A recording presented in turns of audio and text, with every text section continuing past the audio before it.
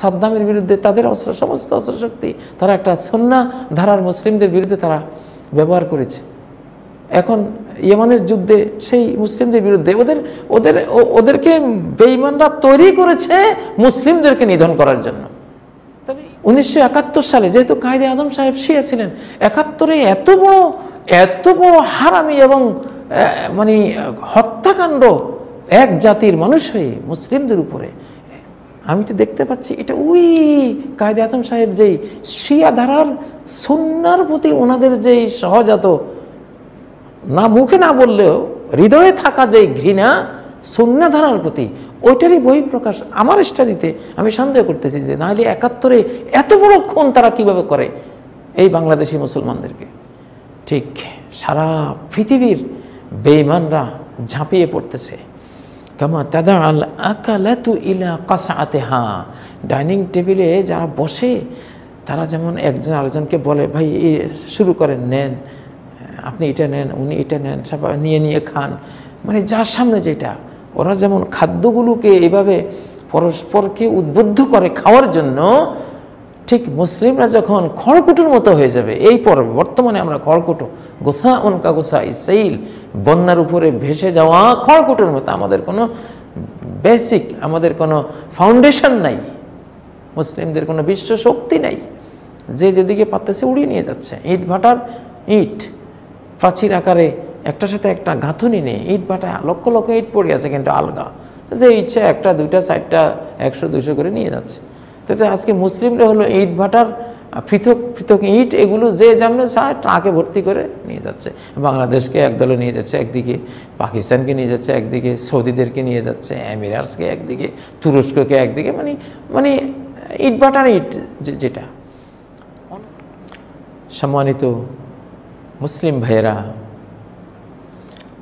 কোরআনে হাকিমে আল্লাহ তাআলা সমগ্র মুসলিম জাতিকে স্থান, কাল এবং ভৌগোলিক সমস্ত সীমারেখা,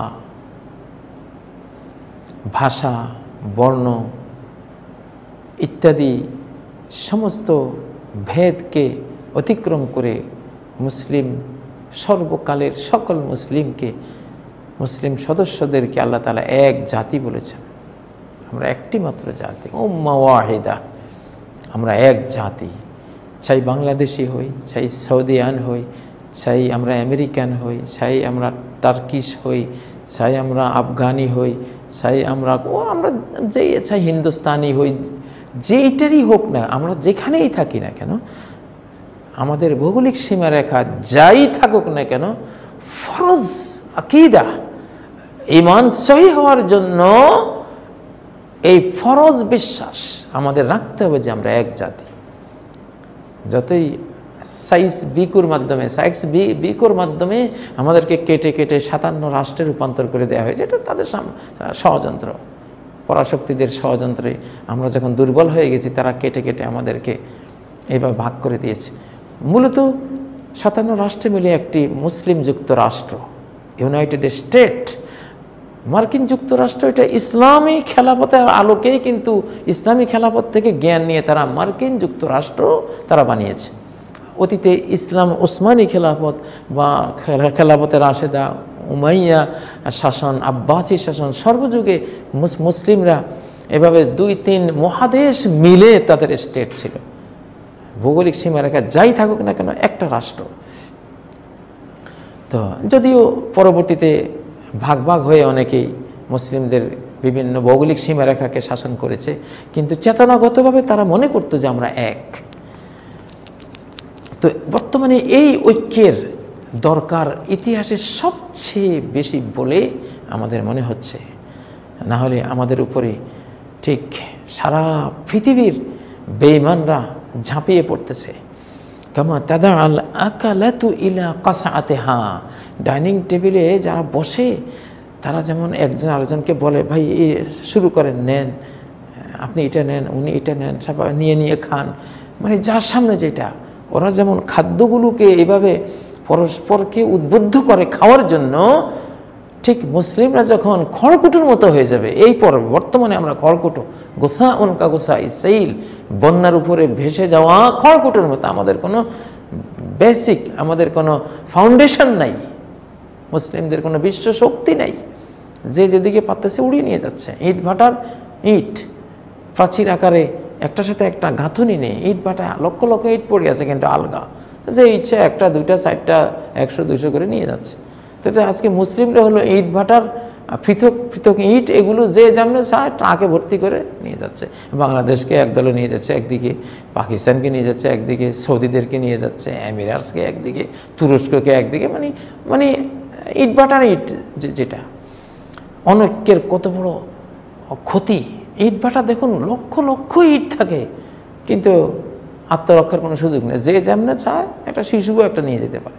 কিন্তু প্রাচীরের ইট কেউ ট্রাক নিয়ে যায় না যে প্রাচীরের ইট আনবো, সবাই জানে যে এটা যে গাঁথনি দিয়েছে, যেইভাবে এটাকে বন্ধিত করে রাখা হয়েছে, এখান থেকে ইট ছাড়তে গেলে কেয়ামত হয়ে যাবে, এটা পারা যাবে না, এটা অসম্ভব। তো আজকে সেই ঐক্য হারিয়ে গেছে মুসলিমদের। তো এই জন্য আসলে বর্তমান সময়ে সবচেয়ে বড় দরকার ঐক্যের। কিসের ভিত্তিতে ঐক্য? ইসলামের ফরায়েজের ভিত্তিতে, ইসলামের যে ঈমান বিশ্বাস চেতনার ভিত্তিতে। কিসের ভিত্তিতে? লা ইলাহা ইল্লাল্লাহ মুহাম্মাদুর রাসূলুল্লাহ, এই দুই কালেমার ভিত্তিতে ঐক্য হয়ে যাবে। অনেকে ঐক্যের বিরুদ্ধে কথা বলেন না। ঐক্য না হলে আপনার শক্তি সামর্থ্য সব কিছু মুসলিমদের বিরুদ্ধে ব্যয় হবে। এর উৎকৃষ্ট উদাহরণ ইরান, আমাদের শিয়া ভাইয়েরা। ইরান, এই ইরান ছিল 1501 খ্রিস্টাব্দ পর্যন্ত ইসলামের মূল ধারার একটি রাষ্ট্র, সুন্নাহ অনুসারী, নবীজির সুন্নাহ অনুসারী একটা রাষ্ট্র। ইসমাইল আস-সাওয়াবি, একে ইউরোপিয়ানরা, ক্রুসেডাররা একে তৈরি করেছে।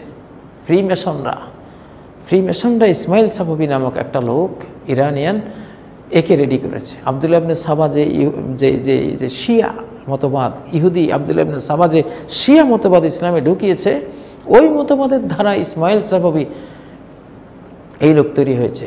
ওসমানী খেলাফতের খলিফারা যখন গোটা ইউরোপকে জয় করার স্বপ্নে, অভিযানে বিভোর, ওই কাজে লিপ্ত, তখন পেছন থেকে ছুরি মেরেছিল এশিয়া ইসমাইল আস-সাওয়াবি, ইসমাইলি ওসমানী খেলাফতকে ছুরি মেরেছে পেছন থেকে। এই জন্য ঐতিহাসিকরা বলেন, যদি ইরানকে ইসমাইল সাওয়াবি 1501 খ্রিস্টাব্দে এই সুন্নি মতাদর্শের এই দেশটিকে, সুন্নি বললে আবার আলাদা দল বুঝবেন না, সুন্নি আলাদা, সুন্না মানে নবীজির ওই মূল ধারায়, নবীজির সুন্নার ধারায় মুসলিম উম্মাহ যেটা রয়ে গেছে, আমরা সবাই আলহামদুলিল্লাহ আমরা মূল ধারা, এটা আলাদা গ্রুপ না, এটা মূল ইসলামটা। সুন্না ধারায় যারা রয়েছে, এটার তো ইরান ছিল।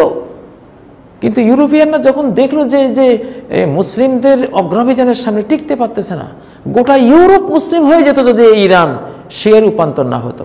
1501 খ্রিস্টাব্দে ইসমাইল আস-সাওয়াবি ইউরোপিয়ানদের টাকা খেয়ে, তাদের সহযোগিতা পেয়ে, তাদের ওয়াসওয়াসায়, ইহুদিদের হুইসপারিংয়ে, ইহুদিরা ধর্ম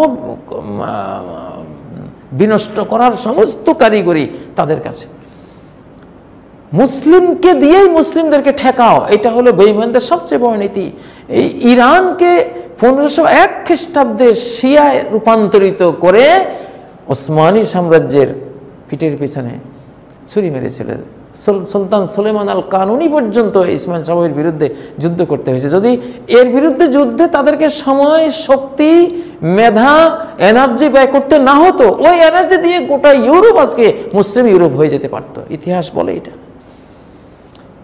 কিন্তু এই শিয়া ইরান 1501 খ্রিস্টাব্দ থেকে যখন তারা শিয়া রূপান্তর হলো, 1501 খ্রিস্টাব্দের পর থেকে আপনি যদি আমাকে প্রশ্ন করেন ইরানের ভূমিকা কি হয়েছে, এক কথা আমি উত্তর দেব, ইরান তার সমস্ত শক্তি, সামরিক শক্তি, অর্থনৈতিক শক্তি, জ্ঞান শক্তি, তার যত জনবল, ধনবল যা আছে সব কিছু দিয়ে 1501 খ্রিস্টাব্দের পরের ইরান কি করেছে, এক কথা যদি আমাকে প্রশ্ন করেন আমি উত্তর দেব, মুসলিম নিধন।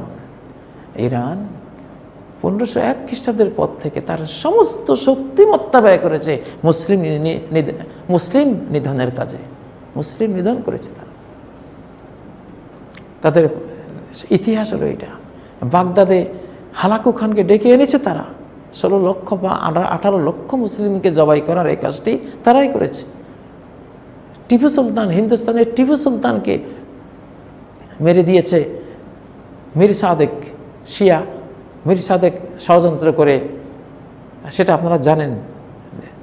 টিপু সুলতানের ইতিহাস যারা পড়েন, পিছন থেকে তাকে মেরে দিয়েছে। এই বাংলাদেশকে ব্রিটিশদের হাতে 250 বছরের গোলামি কারা করিয়েছে? ওই শিয়া, মীর জাফর শিয়া। সে এদের কাজে ছিল মুসলিম নিধন, প্রকৃত মুসলিম জাতিকে কাফেরদের হাতে তুলে দেওয়া বা নিজেরা শাসন করা। এই কাজটি ওরা করেছে। 1971 সালে আমাদের বুকে যারা গুলি চালিয়েছিল পাকিস্তান আর্মি, আমার তো খুবই আমার কাছে যৌক্তিক এবং বিশ্বস্ত এই কথাটি মনে হয় যে সেটার পিছনে শিয়াদের হাত ছিল। কিভাবে? কারণ মোহাম্মদ আলী জিন্না তো শিয়া। মোহাম্মদ আলী জিন্না যিনি পাকিস্তানের কায়েদে আজম, পাকিস্তান রাষ্ট্র তৈরি করেছেন, তিনি শিয়া। শিয়া হওয়ার কারণে সুন্নাহ ধারার এই বাংলাদেশি মুসলমানের প্রতি তার সে ধরনের আগ্রহ ছিল না। অনেক ঠকিয়েছেন আমাদেরকে। আমাদের ভাষা, আমরা মাতৃ বাংলা ভাষার মানুষ, আমাদের উপরে তিনি আমাদেরকে নির্যাতন করার জন্যই উর্দু ভাষার কথা আমাদের উপরে চালিয়ে দিয়ে সেই যে গণ্ডগোলের সূত্রপাত ঘটালেন, আর 25শে মার্চের কালো রাতে আমাদের বুকে গুলি চালালেন। এটা কি কোনো মূল ধারার মুসলিম যদি তারা হতেন এটা করতে পারতেন? এখনো পাকিস্তানের রাষ্ট্রীয় মেকানিজমের মূল যে সিদ্ধান্তগুলো কিছুদিন আগেও নিয়েছে, প্রত্যেকটাতে শিয়াদের প্রাধান্য ছিল। কারণ মোহাম্মদ আলী জিন্না যেহেতু শিয়া, তার ফ্যামিলি শিয়া, তার আশপাশে যারা ছিল এরা সব অধিকাংশ শিয়া। যদিও পাকিস্তান জাতি মূল ধারার সুন্নাহ ধারার, তারা মুসলিম, আফগানিস্তান সুন্নাহ ধারার, কিন্তু তাদের উপরে যে কে বসেছিল শিয়ারা। বাংলাদেশেও তো মীর জাফর বা নবাব সিরাজ বা ওই ফ্যামিলি, তারা শিয়াই ছিল। এবং বিশেষ করে মীর জাফর তার সেই এরা যে ঘৃণা লালন করে, সেই ঘৃণা দিয়ে তারা মূল ধারার সুন্নাহ ধারার মুসলিমদেরকে তারা কাটে। এখনও দেখেন কারবালার প্রান্তরে যে ইতিহাস, কি ভয়াবহ কথা। এই যে 10ই মুহররম, এই যে সামনে মুহররম মাস আসতেছে, সমস্ত পত্র পত্রিকায়, বক্তৃতায়, ইলেকট্রনিক মিডিয়ায়, প্রিন্টিং মিডিয়ায়, টেলিভিশনে, রেডিওতে, সবগুলিতে কি শুনবেন? এজিদের বিরুদ্ধে, মানে মুসলিম ভেসেস মুসলিম, হযরত Hossain vases Yazid, Yazid vases হযরত হোসাইন, মানে মুসলিম বনাম মুসলিম, মুসলিমে লাগিয়ে দাও, মুসলিমে ঘৃণা ছড়া। আশুরার দিবস তো মুসলিম বনাম মুসলিম ছিল না। আশুরার দিন ছিল মূসা আলাইহিস সালাম বনাম ফেরাউন লাআনাতুল্লাহি আলাইহি। মূসা ভেসেস ফেরাউন, মূসা বনাম ফেরাউন, মূসা দদ্দা ফেরাউন। সেখানে মূসা আলাইহিস সালামের বিজয় হয়েছিল, তার মুসলিমের জাতির বিজয় হয়েছিল, আর ফেরাউনের সদল বলে নিমজ্জন হয়েছিল লোহিত সাগরে। ইসলামের বিজয় হয়েছিল, কুফরির পরাজয় হয়েছিল। একমাত্র শিয়ারা 1501 খ্রিস্টাব্দের পর থেকে এদের কাজে হলো মূলধারার ইসলামের সর্বনাশ করা। বর্তমানে এরা সাদ্দাম পরবর্তী ইরাকের মুসলিমদেরকে কিভাবে জবাই করেছে, এরা এখনো জবাই করে। এক একটা করে ঢুকে 15, 17 জন, 16 জন মুসলিম, সুন্নাহ ধারার মুসলিমদের জবাই করে চলে যায়, মিডিয়াতেও আসে না। এই যে বাশার আল আসাদ সিরিয়ায় সর্বনাশ করতেছে, নিজ জাতির উপরে জঙ্গি বিমান, রাশিয়াকে এনে, বিভিন্ন পরাশক্তিকে এনে মেচাকার গুঁড়িয়ে দিচ্ছে, মাটির সাথে মিশিয়ে দিচ্ছে। কারা এরা? শিয়া, ইসমাইলি শিয়া, ওই ইসমাইল সাফাভির সেই গ্রুপ। লেবাননে কি হচ্ছে? ওই সেই একই অবস্থা।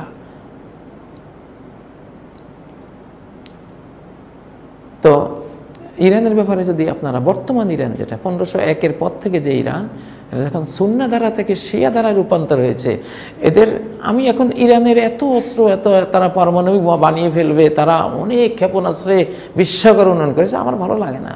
আমি জানি অস্ত্রগুলি মুসলিমদের বিরুদ্ধে ব্যয় হতে পারে। সাদ্দামের বিরুদ্ধে তাদের সমস্ত অস্ত্রশক্তি তারা একটা সুন্নাহ ধারার মুসলিমদের বিরুদ্ধে তারা ব্যবহার করেছে। এখন ইয়েমানের যুদ্ধে সেই মুসলিমদের বিরুদ্ধে ওদেরকে বেঈমানরা তৈরি করেছে মুসলিমদেরকে নিধন করার জন্য। তাহলে ইরানের এত অস্ত্রের উন্নয়ন দিয়ে আমাদের কি লাভ? আমাদের খুশির কিছু নাই। কারণ আজ পর্যন্ত ইরান দ্বারা ইসরায়েলের টুকটাক তারা কিছু করে, বেঈমানরা আমেরিকারা ইরানকে খালি মার মার মার মার কাট কাট মনে হয় যেন শেষ করে দেবে, আসলে কিছু করে না। ওরা জানে এদের দরকার আছে আমাদের। ওরা মারবে কাকে? সাদ্দামকে। সাদ্দাম সুন্নাহদারা ছিল, মেরে দিল ওকে। ইরানকে সাথে নিয়ে সাদ্দামকে মেরে দিল। এখন ইরানকে সাথে নিয়ে আশপাশের সমস্ত সুন্নাহদারার মুসলিমদেরকে মারতেছে। 1971 সালে যেহেতু কায়েদে আজম সাহেব শিয়া ছিলেন, 71-এ এত বড় হারামি এবং মানে হত্যাকাণ্ড এক জাতির মানুষ হয়ে মুসলিমদের উপরে, আমি তো দেখতে পাচ্ছি এটা ওই কায়েদে আজম সাহেব যেই শিয়া ধারার সুন্নার প্রতি ওনাদের যেই সহজাত, না মুখে না বললেও হৃদয়ে থাকা যেই ঘৃণা সুন্নাহ ধারার প্রতি, ওইটারই বহিঃপ্রকাশ আমার স্টাডিতে আমি সন্দেহ করতেছি যে নাহলে 71-এ এত বড় খুন তারা কিভাবে করে এই বাংলাদেশি মুসলমানদেরকে। হয়তোবা এখনকার পাকিস্তান তারা শিয়াদের ওই খপ্পর থেকে তারা হয়তো বেরিয়ে আসছে, সুন্নাহ ধারা এখন সেখানে প্রবল, কিন্তু 71-এ এমনটা ছিল না। কারণ পাকিস্তান তৈরি হওয়ার একেবারে কাছাকাছি সময় তো সেটা। জিন্নাহ সাহেবের সেই মতাদর্শ, ওনার ভাবধারায় যারা গড়ে উঠেছিল, ওনার চারপাশে যারা ছিল শিয়া মতবাদের, শিয়াদের মূল নীতি হলো তাকিয়া, মানে মনের কথা মনে রাখবা, জীবনে কাউকে বলবা না। মনের কথা মনেই জানে কি করব, উপর দিয়ে বলবে এক কথা, ভিতরে আরেক কথা, এটাকে তাকিয়া বলে। তো যাই হোক, ঐক্যের কত বড় প্রয়োজন। ইরানি ভাইদেরকে বলবো যে তোমরা আমাদের ভাই, তোমাদের এই যে উন্নয়ন সামরিক ক্ষেত্রে তোমরা এত এগিয়ে যাচ্ছ, আমরা যদি দেখি এই তোমাদের হাতিয়ে দিয়ে মুসলিমদের বুক ঝাঁঝরা হচ্ছে, তাহলে কী লাভ হবে? তোমরা অমুসলিমদের বিরুদ্ধে এটাকে ব্যবহার করো। নাদের শাহ ইরানি যেমন চেষ্টা করেছিলেন যে শিয়া ধারাকে মূল সুন্নাহ ধারায় নিয়ে আসতে, অনেক চেষ্টা করেছিলেন তিনি, অনেক সিমিলার করে নিয়েছিলেন তিনি।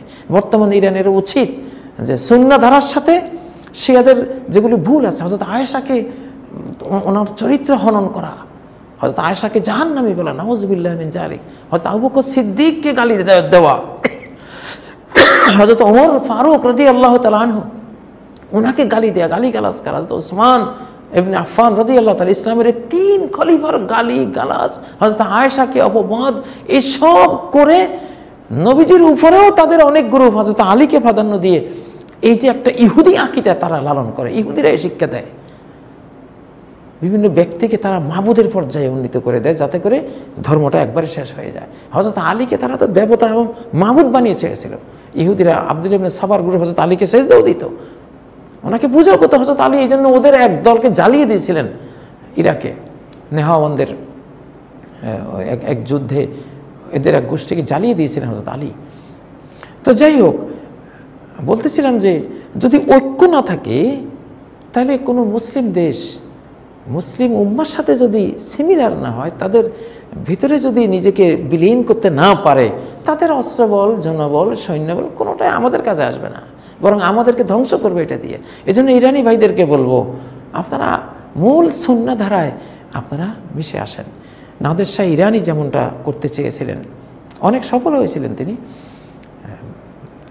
তো সেরকম একটা আপনারা বা তার চেয়ে আরও ভালোভাবে আপনারা মুসলিম উম্মার সুন্নাহ ধারার সাথে আপনারা মিলে যান ইনশাআল্লাহ।